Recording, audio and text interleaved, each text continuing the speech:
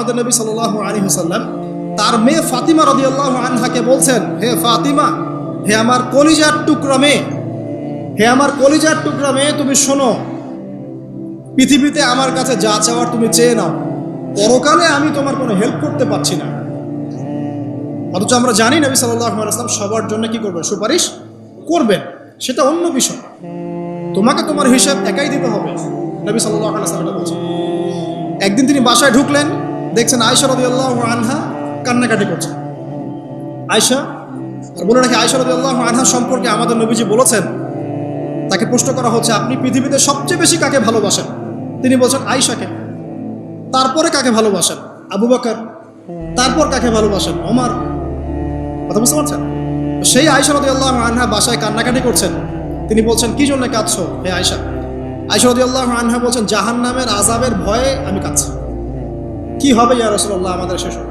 তখন আল্লাহর নবী তার স্ত্রীকে বলছেন, যাকে তিনি সবচেয়ে বেশি ভালোবাসেন, তাকে বলছেন, তিনটা ক্ষেত্র বা তিনটা জায়গা আছে যখন পৃথিবীর কোনো মানুষকে চিনতে পারবে না পরকালে, এমনকি আমিও তোমাকে চিনতে পারবো না। সেটা কি? যখন এই যে মিজানের পাল্লাটা দাঁড় করানো, যে এটা ভারী হচ্ছে না হালকা হচ্ছে, এ সময় কেউ কাউকে চিনবে না, কারো কথা কারো মনে থাকবে না। যে গার্লফ্রেন্ডের জন্য আপনি জীবন দিচ্ছেন তার কথা আপনার মনে থাকবে না। যে স্ত্রী সন্তানের জন্য আপনি সারা জীবন দুর্নীতি করে গেলেন তার কথা আপনার মনে থাকবে না।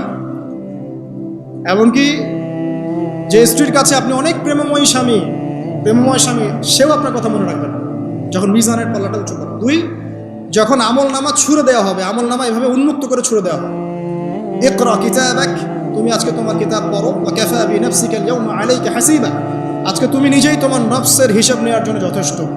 এই সময় আয়েশা আমি তোমার কথা মনে রাখতে পারবো। আরেকটা হচ্ছে যখন মানুষ পুলসিরাত পার হবে, তখন কেউ কারো কথা মনে রাখবে না। এখান থেকে শিক্ষা কি? নূহ আলাইহিস সালামের পরিবারের সদস্য হয়েও তারা আল্লাহর আনুগত্য না করার কারণে জাহান্নামে যাচ্ছে। লূত আলাইহিস সালামের পরিবারের সদস্য হয়েও ঈমান না আনার কারণে তারা কি করছেন? জাহান্নামে যাচ্ছেন।